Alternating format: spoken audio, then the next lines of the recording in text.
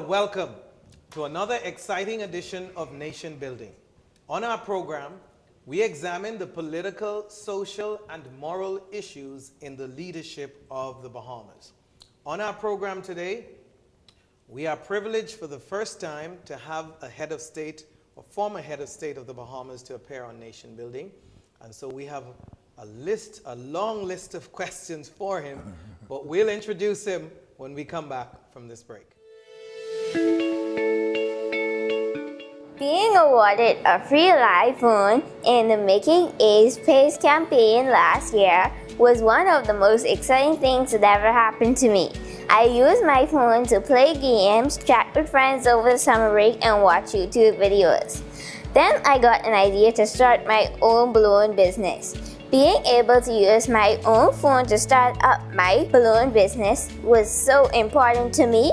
I used my phone to research prices and learn how to do balloon designs that I currently offer to my customers today. The internet speed was so good. Oh my gosh, there was no buffering and the videos were very clear. I am so grateful to Alive for my new phone. Thanks Alive. My name is Cara Snows, owner of the Balloon Princess, and I believe in best.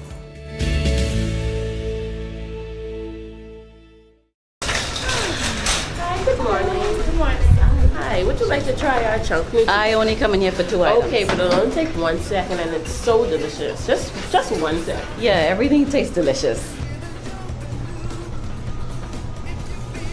Wow, it's really good. Where do I find it in the store? Right this way, let me do it. Okay. And chopped on. Right. I'm glad to see you. Do the shuffle. It's been a while, do the shuffle. I can't do a shuffle. You know what? You need this. What's that? Junkanoo Juice Medley.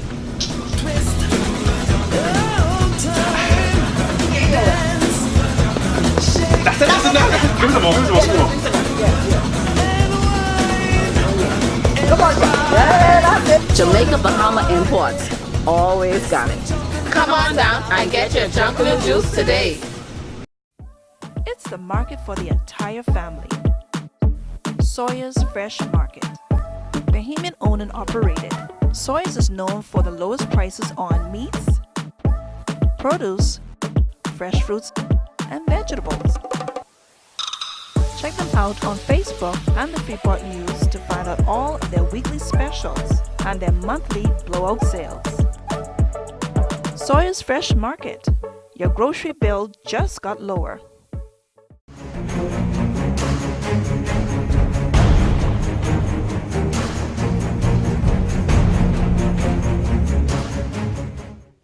Welcome back to Nation Building. I'm your host, Winston Pinnock, and we are here today about to have a discussion with one of our former head of state, and he is His Excellency Sir Arthur Foulkes. Sir Arthur was the 8th Bahamian Governor General, having demitted office in July of 2014. Sir Arthur was sworn in, of course, on April of 2010 and served as our country's 8th Governor General.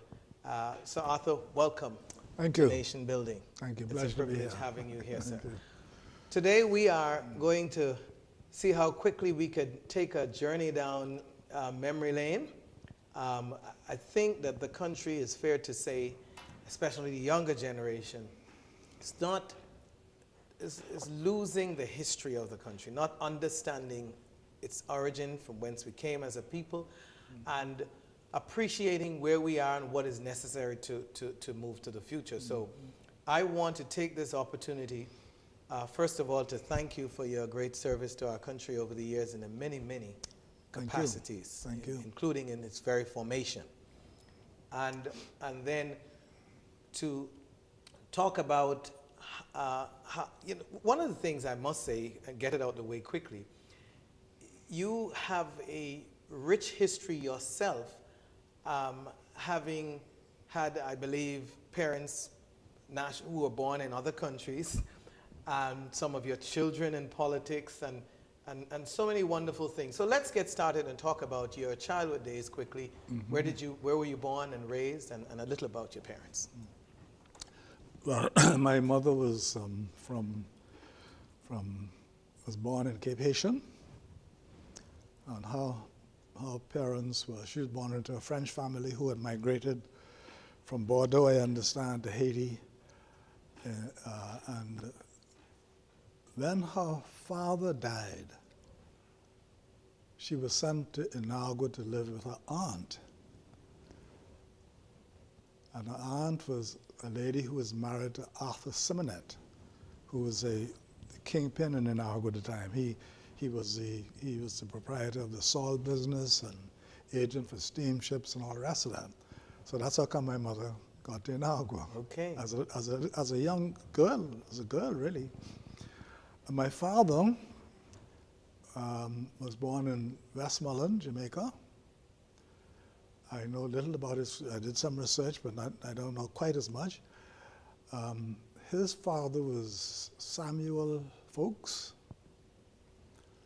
and my father's name was William Foulkes. And he went to the United States, where he became, studied in the States, where he became a medical doctor, joined the American Army, and then Sir Etienne de Puch, who was the representative for Inagua at the time, we're talking about 1926 thereabouts, Yes, sir. was looking for a doctor to go to Inagua, because Inagua, as you know, was at one time a very prosperous community. City, yes. Yeah. And Sir Etienne was visiting Chicago, and he met this Dr. Foulkes, and so he said, would you want to come to the Bahamas to work? And my father said yes, and so he came to Inagua. So I'm pure accident. So he met my mother, and I was born in 1928. And I left Inagua just around the time that things started to blow up into the riot of '37. And I came to Nassau to go to school and look for a better future, because things were on the decline in Inagua. I went to Western Senior School. Well, first of all, Western Junior, then Western Senior, which is now C.R. Walker. Interestingly, one of my teachers at Western Senior was Carlton Francis. Whoa. He was a young American soldier. He was Bahamian, but he also had served in the American Army. And he wasn't much older than us, it seemed to me. Right. But he was a teacher. I have fond memories of him. Later on, when I got into politics and Carl became my colleague, I still found a little uncomfortable saying Carl. Oh my goodness. Interesting. You know, Mr. Francis. Right, Mr. Francis. Yeah. Anyway, when I left school, I went to work at The Guardian, line-type operator, proofreader. 1948, I went to work at the Tribune, line-type operator. And then it was at the Tribune that I got into journalism. And I became news editor of the Tribune. And then I became involved in politics. And that's a long story. We'll get into some of it. Now, just briefly, your mom and your dad, did they get married? They got married in Inagua, yes. And lived there for... No, well, my mother stayed there for many, many years. My father was transferred to Andros, right? Not long after I was born. I was a babe in arms, actually. And in Andros, him and my parents split up. My mother left him and went back to Inagua. And so I was a bit of I'm from a broken family. Right. Yeah. Which is unfortunately too often many of our Bahamian stories. Yeah. So having migrated to New Providence at the time, through school and then your job, did you get married very early, or were you? No, I was. My first marriage was when I was 25, 24, 25 thereabouts. Yeah, and we had a number of children. But I was deeply involved in politics. Politics became, well, journalism is my first love. Right. But as a result of journalism, I became more deeply involved in politics. And I used to cover the House of Assembly, And I suppose what I saw there during that period helped to radicalize me. Stirred a radicalization. But before we dive into the journey, as far as the political journey, how do you think, Sir Arthur, I don't know anybody more qualified than you, probably His Excellency A.D. Hanna or someone of that nature, to say Sir Lyndon's father was Jamaican. Your both parents, one originally from Haiti, one from Jamaica, and there are many others who have served. In fact, I read in the history of the Bahamas that the first black to enter the House of Assembly actually was born in Haiti. Stephen Dillett. Stephen Dillett. How did our country, some say, become so xenophobic, or of this, especially of Caribbean nationals or foreigners in general, when the history is so steep with this intermingling of cultures? I used to tease some of those who used to talk about these things, you know, and I said, you know, your name sounds very French to me. We forget that names like Poitiers, we say, Moncoeur, there are a lot of names. The Bahamas is something like United States. We're from all over, even from the United States. People forget that a lot of the African Bahamians didn't come directly here as slaves.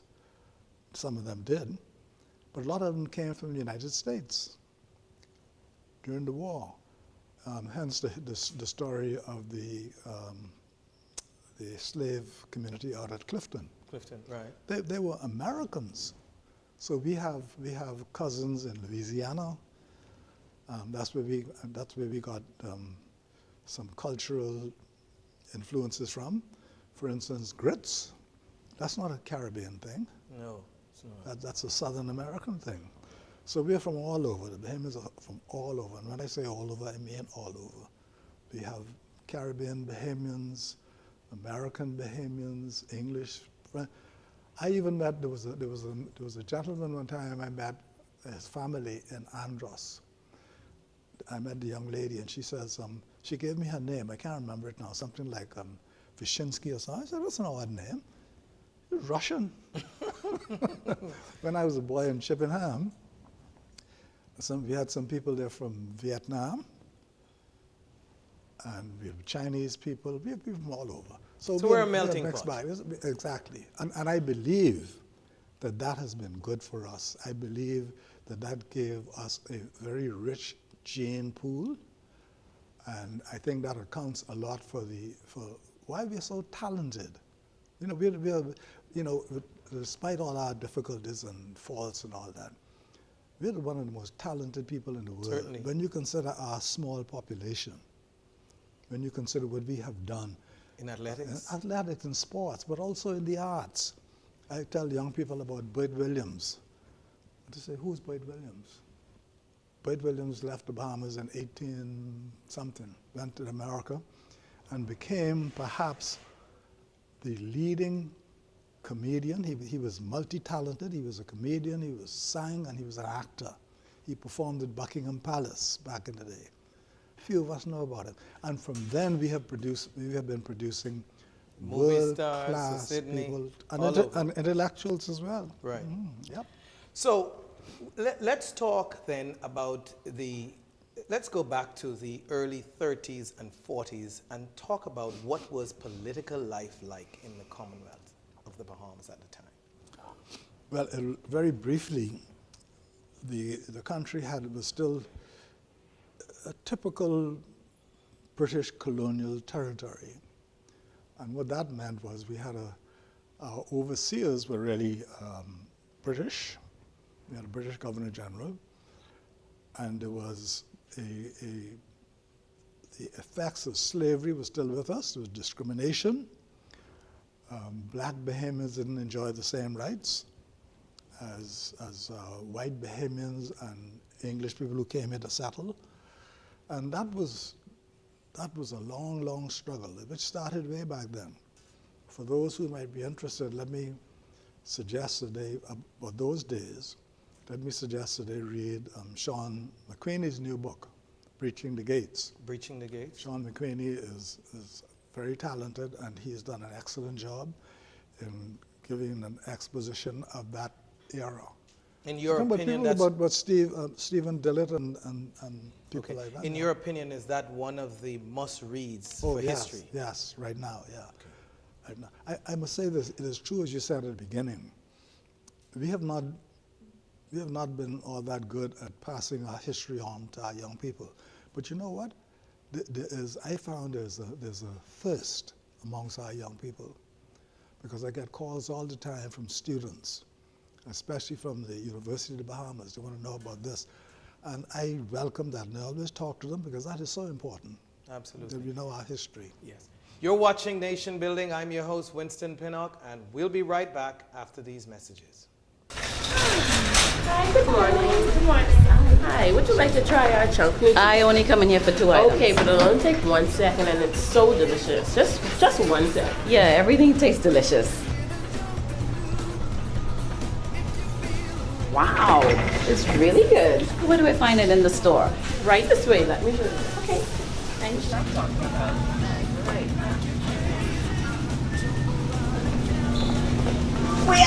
Glad to see you. Do the shuffle. It's been a while, do the shuffle. I can't do a shuffle. You know what? You need this. What's that? Junkanoo Juice Medley.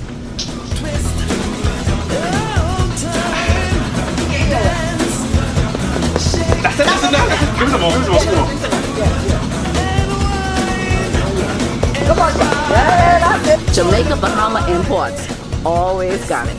Come on down and get your Junkanoo juice today.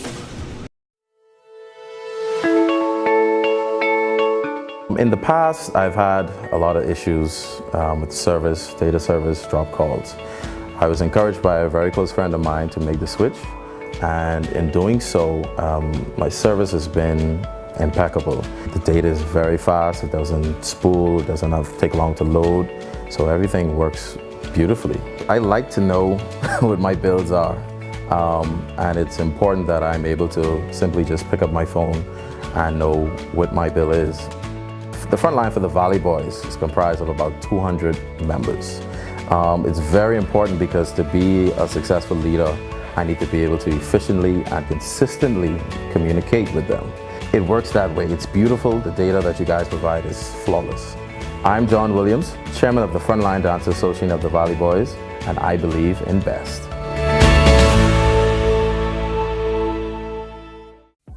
It's the market for the entire family. Sawyer's Fresh Market. Bahamian owned and operated, Sawyer's is known for the lowest prices on meats, produce, fresh fruits, and vegetables. Check them out on Facebook and the Freeport News to find out all of their weekly specials and their monthly blowout sales. Sawyer's Fresh Market. Your grocery bill just got lower.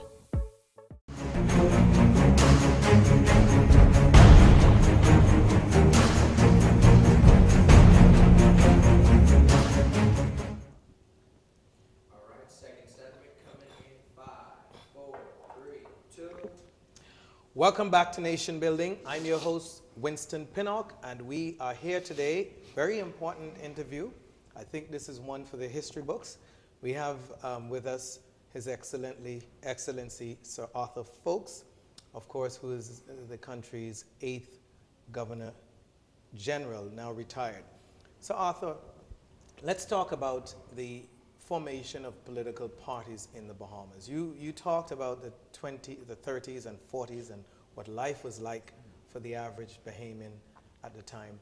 One, what really brought about the formation of both political parties, and which one got started first? Mm-hmm.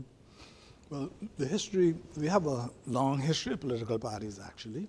A lot of people don't remember that back in the days we were talking about, back in the 20s, 30s, there was a party called the Ballot Party, which was started by R.M. Bailey, that's a familiar name, and some people with him were S.C. McPherson, C.C. Sweeting. They succeeded, that group of black leaders at the time, they succeeded in agitating for higher education for black Bahamians who had no opportunity for secondary education. And this was in the 19 when? In the 20s. 20s. And this is how we got the government high school. Another one of those who was a part of that struggle, though he was never in Parliament as far as I can gather, was W.P. Adderley, who was the grandfather of Paul Adderley. Right? So, but we had in 1928, we had 9 colored, that was the nomenclature of today, colored. We had 9 colored representatives in the House of Assembly, but that was reduced by 1935 to 4. And there was that, again I mentioned Mr. McCraney's book, there was that struggle for equality.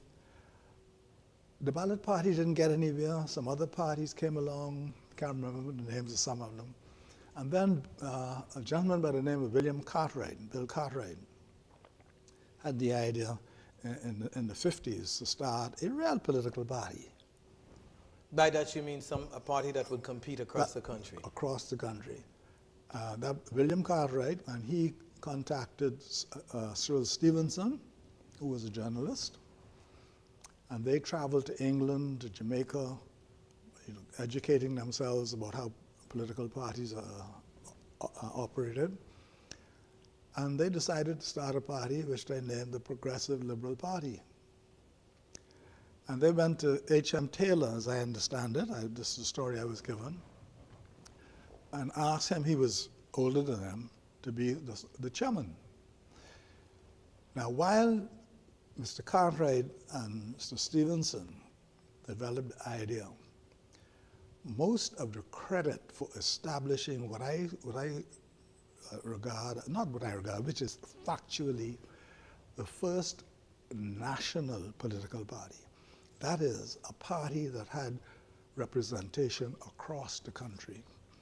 And that was due primarily to the efforts of H.M. Taylor as chairman, because he went into every island and started branches.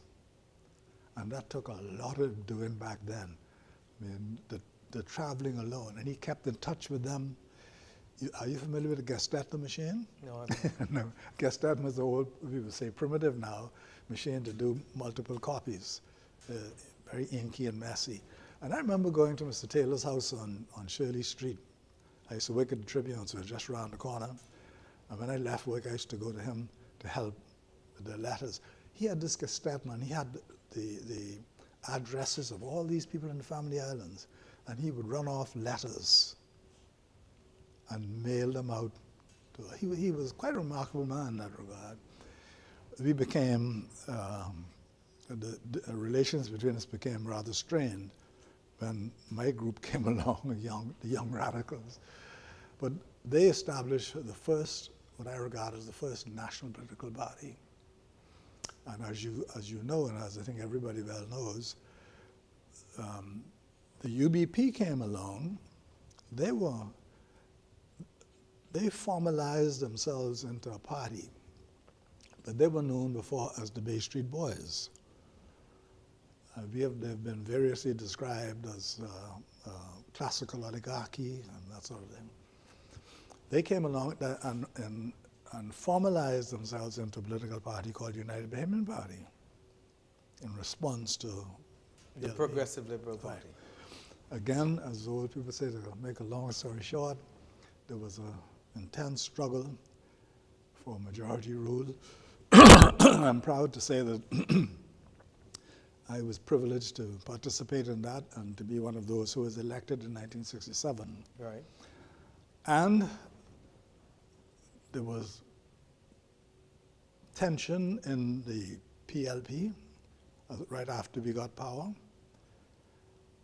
And as a result of that, 8 members of Parliament split off from the PLP and started the Free National Movement. And we could talk for an hour about that, but that briefly would but I don't want to lose, for history's sake, quickly, the fact that you served as an official organ of the Progressive Liberal Party in that infancy stage, well, I guess in between 62 and 67, in your role when you, I believe, was head of a newspaper that was pretty much an arm of the Progressive Liberal Party. Just for a minute, there's no question about it. I left the Tribune after the disappointment of 1962 when we lost because of the inequality in the electoral system. And I, along with some friends, younger men at the time, we decided we had to take a different approach to our politics. And to do that, we had to have a voice. And so I left the Tribune in early in 1963 and started Bahamian Times. And to our surprise, what we decided to do was to deal with issues in depth and to bring some sort of intellectual understanding. And people said, "Oh, you're crazy, that's not going to work."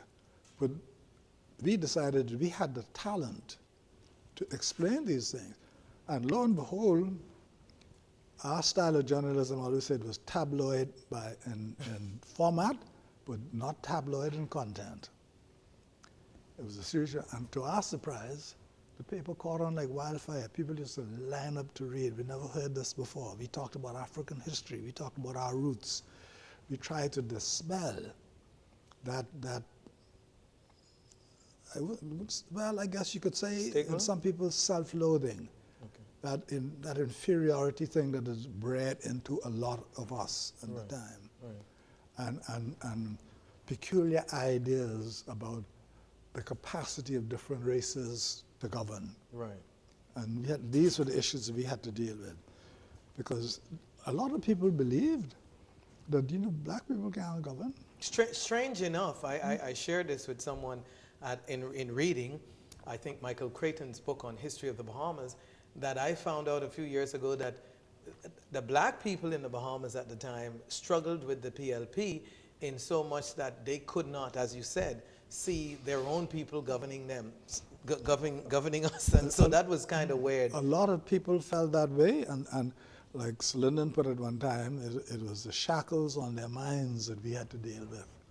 And to do that, we had to go. And I always say, we are all human beings. We are what we are as a result of our history and our circumstances. But we belong to the same race. Black people can govern just as well as white people, and unfortunately just as badly too. It's all about the mind. What then, as you played a critical role in, how did you sustain yourself with that, the Bahamian Times? That was quite a struggle. That was I look back sometime and wonder how we made it, because the paper couldn't make money. There was no advertising. People were afraid.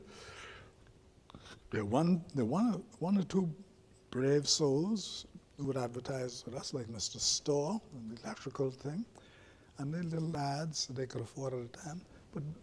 But it wasn't about that. People contributed. People bought shares just to support the party and to support the newspaper. They were so excited, and that's how we survived. Personally, that was a difficult time for us, because again, money wasn't coming in. We had to depend on colleagues. It was very, very difficult, and I already had a large family. Right, to support. And so we're going to do two things quickly before we break. And one is, I know you ran for office. It was in 1967. Was that the first? No, I ran in '62. So I lost in the East. Eddie Hanna and I were running mates together in the East. Right. At that time, there were two in a constituency. Precisely. Right. And some constituencies had three. Okay. Like Harbor Island and Albuquerque. So to be clear, you won together or lost together? So in other words, if you I lost 81. 80 and Jeffrey Johnstone we elected. How did that work? Meaning you have two candidates from each party in a particular constituency. So was that constituency split in four, or how did you? No. You got a ballot, with all the names of the candidates. And you had two choices. But you could do what they call a plumper. There were a number of people who, because 80 was there before, thought that it would be a good idea for 80 to go in senior, because we had senior and junior member. And so a number of our supporters would be called plumpered AD, because they gave one vote and they threw away the other vote.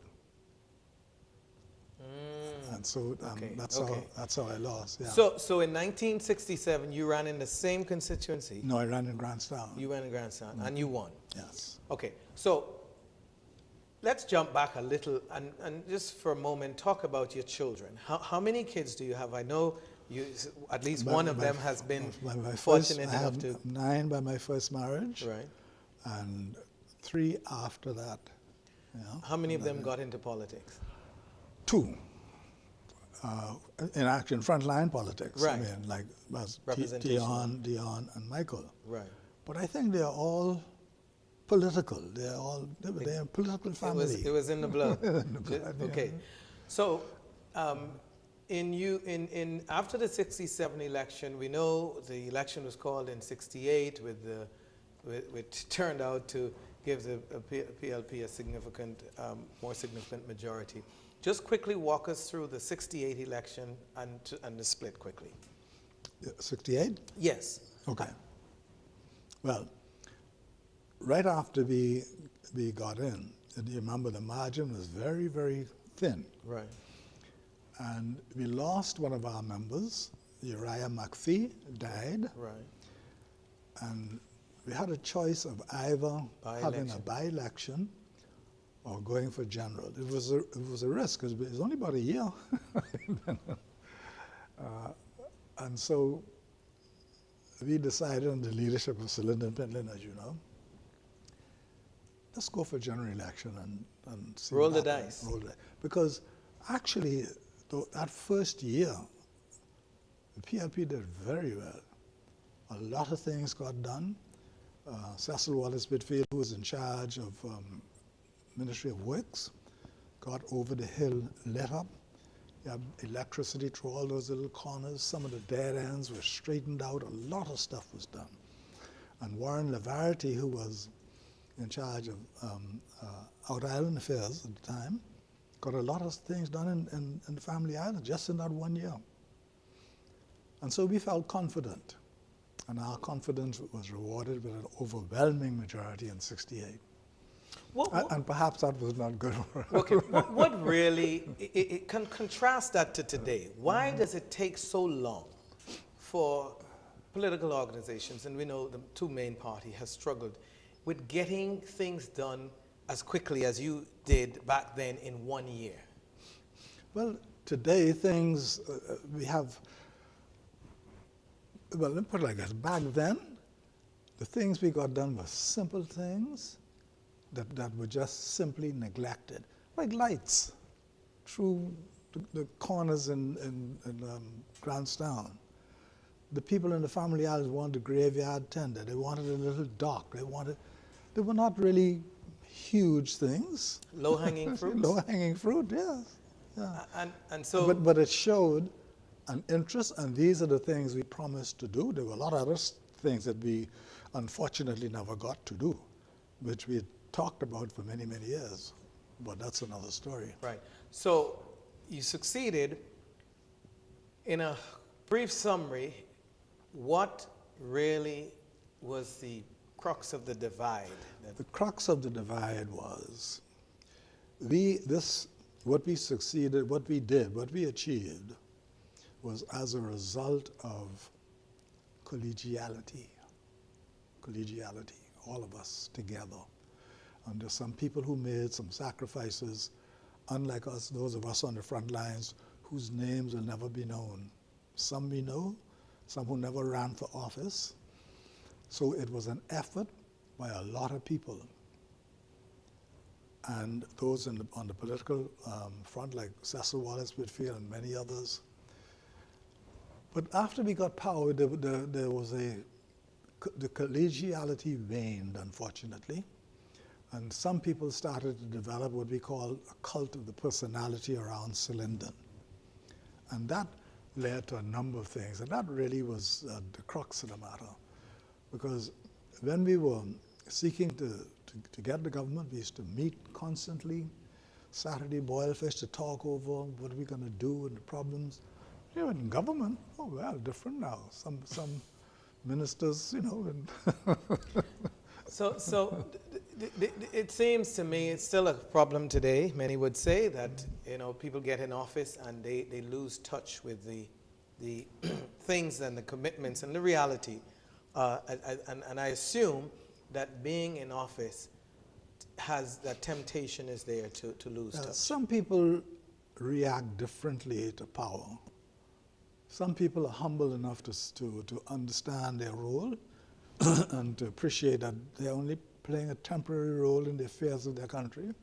There are others who will put on airs and think that they are, like Eugene Depute used to say, they become affected by the, how did you put it, the rarefied air in the cabinet office. But collegiality was so important, and that when collegiality went, and things didn't get done. A lot of things that some of us thought that we should have been more effective in carrying out those promises. And there was some other things, there was a lot of stuff. That'll take a whole program by itself. Okay. History suggests that you have been a very strong glue that has either united or helped to keep factions together over the years, especially during the 70s. And so tell us a little about the late 70s and early 80s when negotiations unfolded and I guess Sir Kendall Isaacs became... Yeah. Well, the same disease quickly took its toll in the FNM after the 72 election, and there was a split in the party as a result of that. There was a faction we called the BDP, which split off from Cecil. I'll tell you an interesting little vignette. In the election in 72, I ran in Delaport for what they called the BDP at the time. Basil Nichols, who has been a lifelong friend of mine, he ran in Delaport too for Cecil's, for the FNM. They kept the name. On the night of the election, when the votes were coming in, I was in my headquarters, and somebody knocked on the door, and there was Basil, my opponent, with a brown paper bag with beers, cold beers. And he came in, and some of my workers and my family were looking, what is this? And we went into the back room, still listening to results. We knew we'd be defeated because either one of us would have won that seat without... You split the vote. We split the vote, exactly. And a lot of people didn't vote for us because of that, and they told us so. Well, Basil came in, and we sat, and we smoked cigarettes, and we drank beers, and he said, man, we can't do this again. He says, let you and I tonight, and remember, this is the night of the election, and we are two opponents in that election. I think that was the most remarkable, at least to me. Right. And that night, Basil and I decided we're going to put the thing back together. Okay. And we had a long period of negotiations, and finally, we decided to bring the party back together in time for the next election, that was after 77, for the 82 elections under the leadership of Kendall Isaacs. And Cecil agreed with that, by the way, and we all... You're watching Nation Building. I'm your host, Winston Pinnock, and we'll be right back after these messages. It's the market for the entire family. Sawyer's Fresh Market. Bahamian owned and operated, Sawyer's is known for the lowest prices on meats, produce, fresh fruits, and vegetables. Check them out on Facebook and the Freeport News to find out all of their weekly specials and their monthly blowout sales. Sawyer's Fresh Market. Your grocery bill just got lower. Hi, good morning. Good morning. Hi, would you like to try our chunk noodles? I only come in here for 2 items. Okay, but it'll only take 1 second and it's so delicious. Just 1 second. Yeah, everything tastes delicious. Wow, it's really good. Where do I find it in the store? Right this way, let me show you. Okay. And you're not talking about. Right.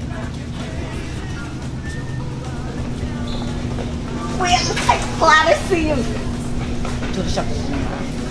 It's been a while, do the shuffle. I can't do shuffle. You know what? You need this. What's that? Junkanoo Juice Medley.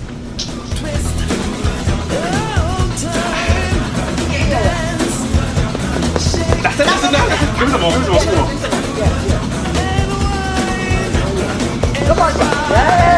Jamaica Bahama Imports. Always got it. Come on down and get your Junkanoo juice today.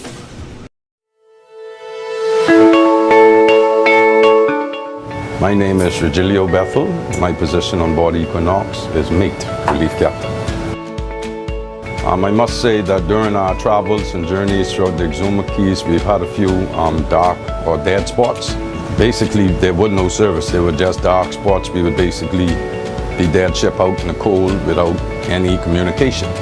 And it's been like that for years, and we've gotten used to it. But life has now provided us with a service which we can stay communicated during our entire voyages. And I've been waiting for Life to bring their service up to full more coverage throughout the Bahamas, which they've done in an amazing amount of time. So yeah, I would encourage them all to get that service. It's an awesome service, no interruptions, and it's awesome.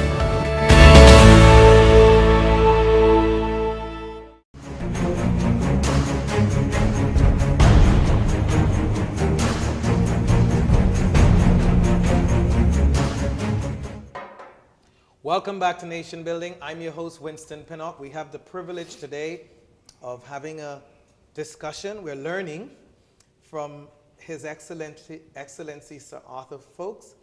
And of course, Sir Arthur was the 8th Governor General of the Bahamas, and he has a wealth of knowledge that he's sharing with us. Sir Arthur, after uniting for the 1982 general elections, and we know the party did not succeed until 1992, but you were united in 82 under Kendall Isaacs. And we did well in that election. That election was some very controversial practices during that election. But the FNM got 11 seats. And the seat count at the time was what? 33, I can't remember. Okay. Yeah. So move on. 1987 was the election when No, I beg your pardon. Right. It was the 87 election. It was the 87 election which was so deeply flawed. Right. Not 82. Not 82, right. So I was going to say the 1987 election was the election when I thought most of the country, I was a young man at the time on Bay Streets, but I wasn't in the protest, but observing the protests going on shortly after the 87 general election, and recognized that, and a lot of people felt that FNM was cheated at the time. We don't have time to go into the details of that, but unfortunately, one of the history of the country, one of the amazing things that happened was those who were in that great struggle, one who led it, never got to see victory.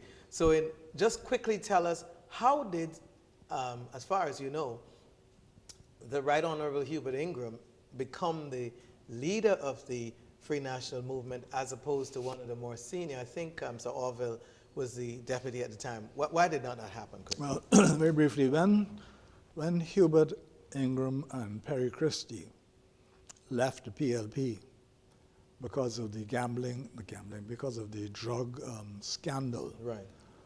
it was noble of them. That really captured the imagination of the public. And the FNM was going through a very difficult period of time in leadership because Kendall Isaacs was sick. He was a very ill man. And Cecil was not well, as we found out. And Ingram offered to lead, and the party, I think, almost unanimously accepted that. was young, vigorous. He had ideas, and his ideas was same as ours. Collegiality, the same things he believed in. And so he joined the party. And he was a firebrand. And he was a firebrand, yeah. And so that's how come. I remember there was a meeting when this was done. It was when this was concluded. It was at the home of Mrs. Sylvia Scriven, when all of the leadership got together and we decided this is what we will do. So finally in 1992, the long decades of sacrifices paid off for the political party that you were part of, the Free National Movement. And you and the party won, and you were appointed to the Foreign Service. I believe you served as High Commissioner to London and ambassador to many countries in Europe.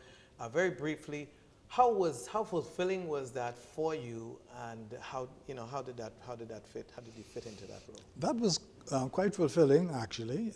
It was another opportunity for me to serve my country in a different way.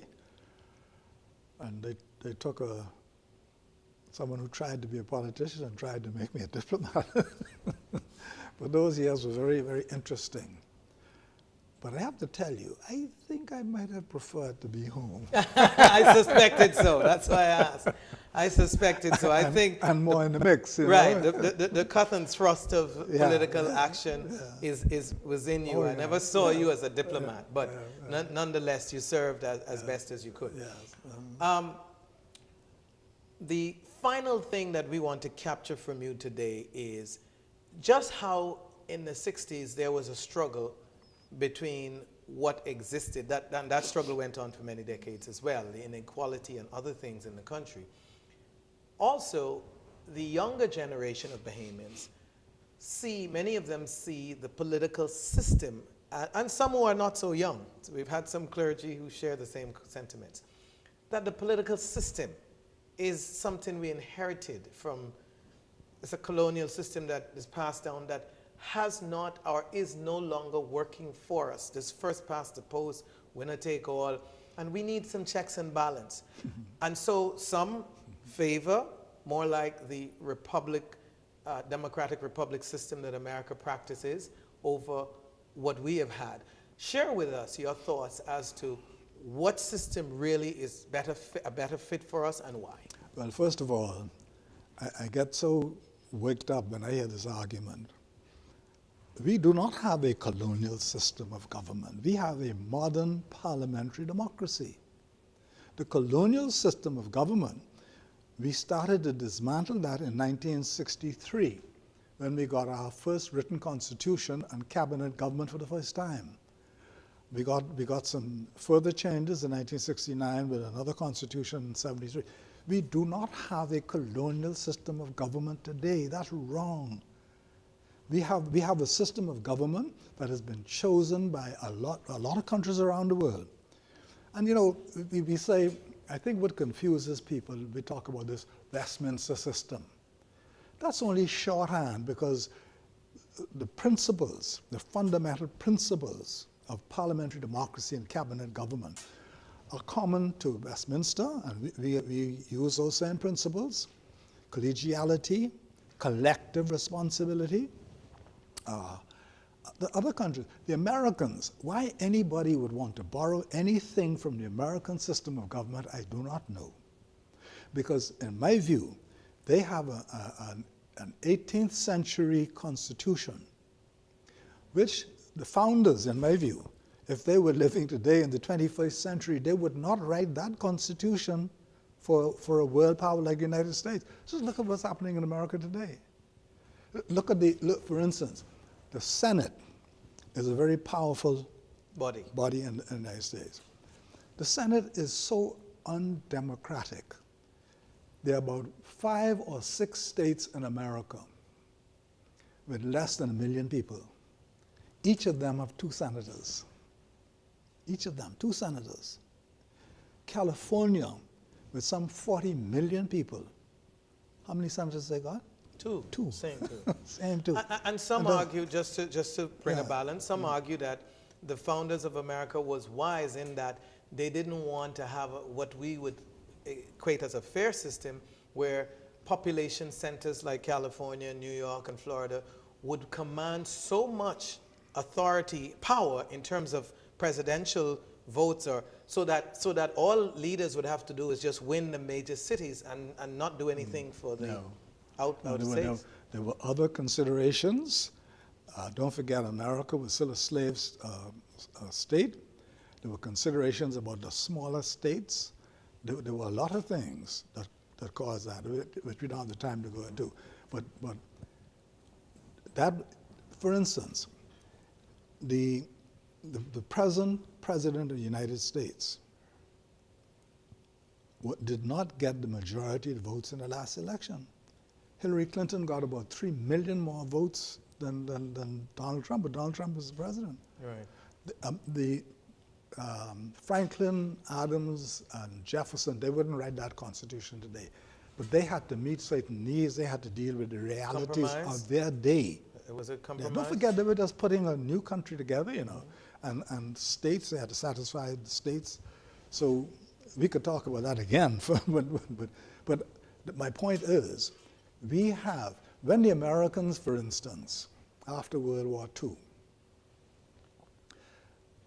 Germany was defeated, Japan was defeated.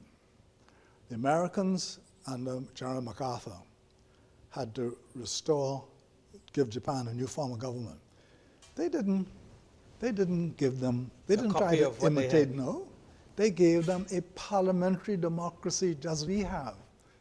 A monarchy, but a parliamentary democracy with a cabinet, elected members, and a cabinet and with collective responsibility. Now, there's a misunderstanding about republic. You don't compare republic with parliamentary democracy. You compare republic with monarchy. We could become a republic simply by changing the status of our head of state, Governor General, and making the Governor General president. Simple. You have a republic. So and everything else stay in place. While time is running out, I don't want to let you go without getting a few of these. Yeah. Do you believe that it would do us well to have an elected president? No. Why not? Absolutely not. Because I hear people say, for instance, oh, the prime minister got too much power. Now, if you want a head of government like America with too much power, you have him elected directly with certain powers like Donald Trump has today. The prime minister in our system is not as powerful as people think. The prime minister is not what we would call a chief executive. All the important decisions taken by the government of the Bahamas, they're made not by the prime minister, but by a cabinet, the Constitution. So the cabinet members give him the power that he has? Yes. And I guess yes, over he's the the years, chief spokesman. I guess over the years, by influence, our prime ministers have led and have gotten influence, and so it seems like dictatorship, as some would say. Last of all, is there anything in our current system that you would tinker with in terms of bringing about reform? Yeah, there are always some things you could do better, eh? But the fundamentals, you know, again, this Westminster thing, one of the oldest parliaments in the world is Iceland. Continuous, they're even older than Westminster, same principles. And the bottom line is, people want to be governed by their own elected representatives. That's what we have in the Bahamas. And in America, the cabinet, not one member of the cabinet is elected. As we close, one last word. What is your greatest desire, having sacrificed so much of your life to help in the formation of our country? What is your greatest desire for the next generation of Bahamians as you see the future? How much time have you got? A minute. I said your greatest desire. My goodness. It's difficult to say which one comes first, you know. One of them. Yeah. Education. An educated, prosperous, cultured people. Cultured people. I worry so much. Our artistic culture, I've said this again, our artistic culture, we are doing well with our artistic culture. But we got to look out for, again, what I see as a sort of decline in our social culture, where we have this propensity to imitate what I call the low end of other people's culture. And we have a fine culture. People used to come to the Bahamas, Americans, and they were amazed when they met a Bahamian man. His manners. He said, yes, sir, no, ma'am. He would fix a chair for the lady. And we would talk the way we talk. Now so many of us want to imitate what we see on American TV. Have we, as a people, have we lost value for our Creator God? Is the church a critical part of the new developing or recapturing some of those values? The church can play quite an important role, but also even in the church, we see this tendency to imitate the Americans. Even we talk like them. So Arthur, it's been a great pleasure to have you here, sir.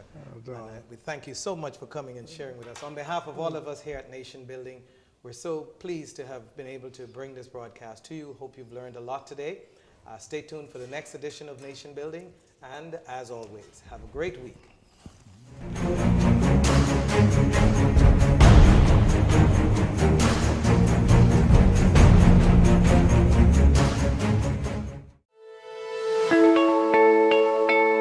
The concierge service is the best thing ever. Like, it is so fabulous, especially for someone like me where I cannot leave my office, my job, to go do anything in the middle of the day because I'm on the radio. The service was so fabulous. The ladies gave me a call, they set up an appointment, they come with their professional looking attire, they're just so cute, and they come here, and it was a great experience. It took 20 minutes to switch over to the Alive service. It was simple, it was easy, and they just made me feel so welcomed. They explained everything. They hooked me up with my new phone, they gave me my data package, as you can see, hey. And it was fabulous. It was a wonderful service, but what I really liked best about it was not only did they come here and make it easy for me, but they continued to check up on me. The next day, they made sure that everything was working properly with the phone. I didn't have any issues. The following week, they contacted me again, and I've built a relationship with them. They've continued to check up on me. I feel like I'm part of the Alive family. It's amazing.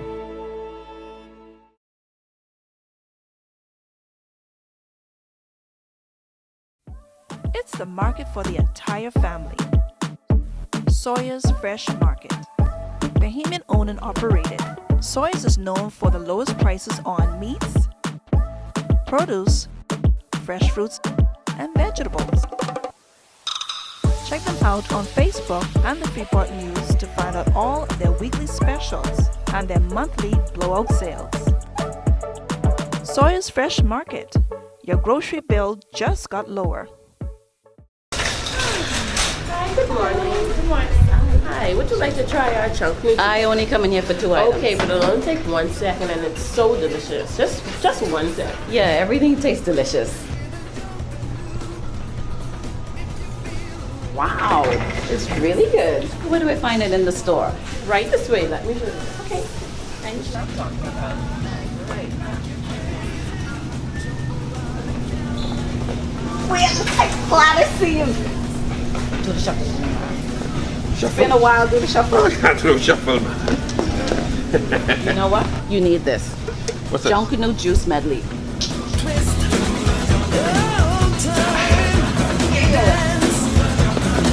That's it. Give me some more.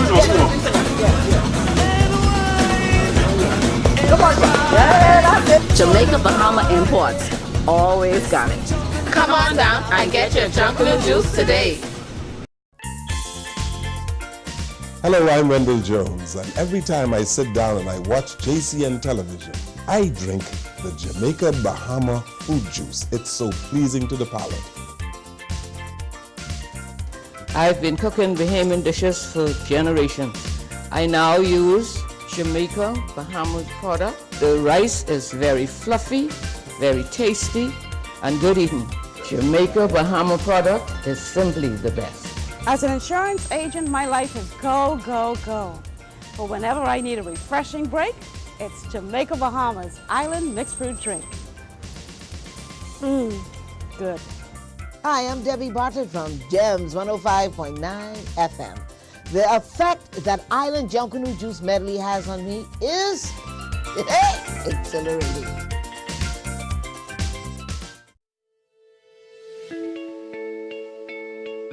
I've been a customer for the past 2 years, and I will say the quality of The service is very good. During my trip to Andros, I was connected the entire trip. So that was really good. I was able to contact my family members and let them know how the trip was going. We touched land, we're here. So it was very good. And I really appreciate that. And also during times like when we had the storm, it was really good to have that service to reach out to our loved ones to make sure everyone is okay. And I really appreciate Alive for that. And even when there's a little technical difficulty, they always send out a little text message to let us know exactly what's going on. I'm happy to be alive, and I believe in best.